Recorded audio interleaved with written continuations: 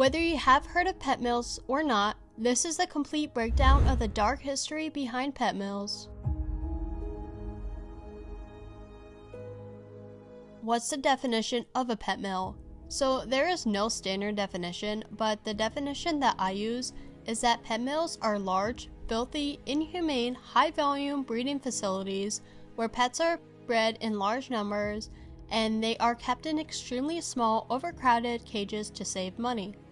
They are then sold to pet stores. And due to poor sanitation, overbreeding, and lack of veterinary care, these animals almost always have health issues, which are caused by families to be overwhelmed and heartbroken, as many of these animals don't live as long as they should due to the poor conditions.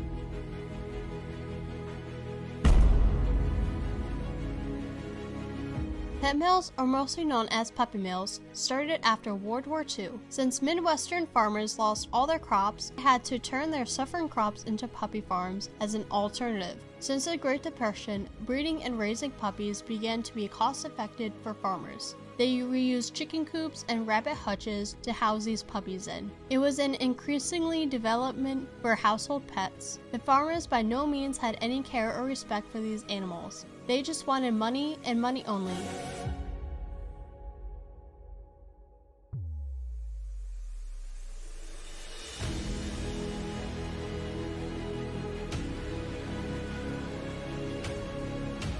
Even though I talked a little about where these animals are kept, I'm going to be finished covering their living conditions. Pet mills often have wire cages, smaller bins, and anything else they can get their hands on to house these animals in. Pets who are solitary get shoved in with others of their kind. This then leads to fighting and often death. These cages are never clean, therefore feces and urine fall through the cages below. They are often given little to no food or water or veterinary care. The breeders don't have an adequate temperature control either.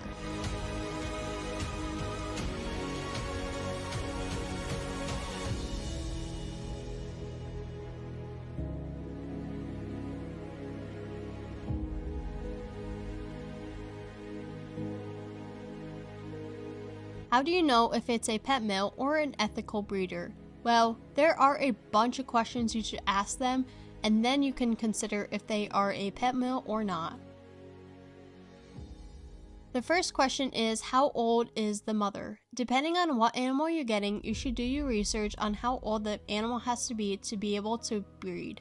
If the breeder is unable to give you an accurate answer, or you think they might be making up her age, you're most likely dealing with someone who owns a pet mill and doesn't ethically breed the animals.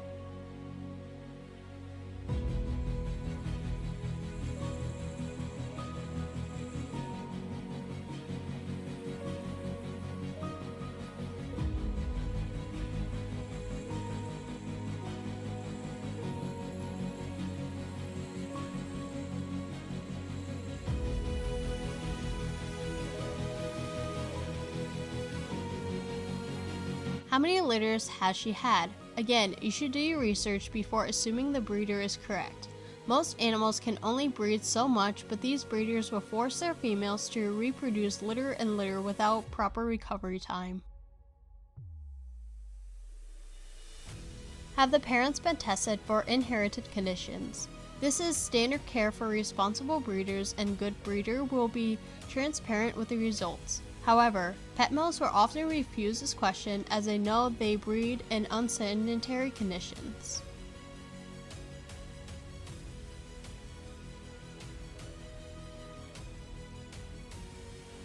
What health issues do you see most commonly? Responsible breeders can provide paperwork on vaccinations and veterinary visits. Pet mills will have no way to show you as their animals don't get that care.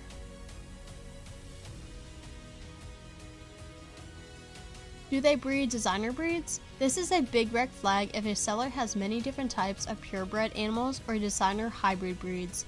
This means they will breed breeds who are incompatible and have a high rate of health issues due to the genetics. Are they priced low? To grab attention to others, pet mill prices their pets extremely low to get people to buy from them. Generally, good breeders don't offer sales or discounts on their animals. Are they sold online? Most reputable breeders don't need advertisements online to get attention. Does the buying process seem rushed? Reputable breeders will take the time to make sure the animal goes to a good home. On the other hand, breeders will hand their customers with a pet without asking further questions about their home life. Other signs include that they are sold in pet stores, the seller doesn't provide a contact, and there are zero follow-ups on how the animal is doing.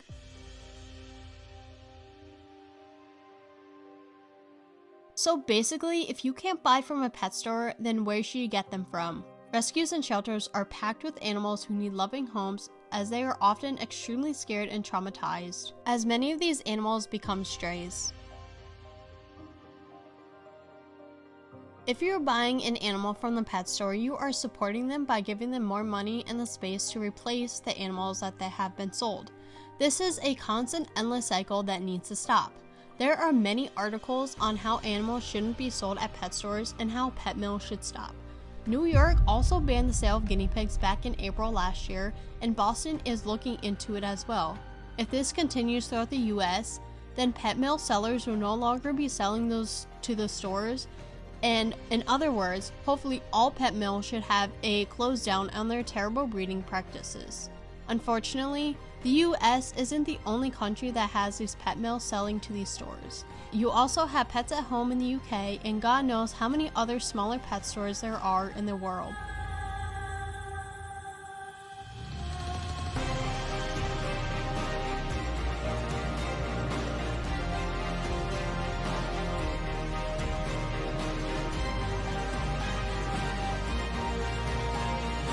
I strongly believe these animals deserve better than what we have been giving them for over 1,000 years. It's unfair to see them suffer and live the way that they live in pet mills. What if you were in this position? How would you like to be in a small, cramped, dirty wire cage all day? Terrible, right? That's how they feel. They have feelings too, and if you don't think they do, you have no absolute care in the world. I put together a petition to stop all pet mills. If you agree with me, sign it. Every single signature counts. The link will be in my bio.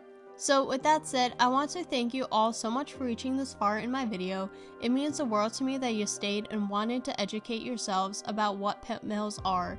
If you want to stop them, stop supporting all pet stores. It's not going to be easy, but if we all come together, I know we can bring all animal abuse and pet mills to an end for once and for all.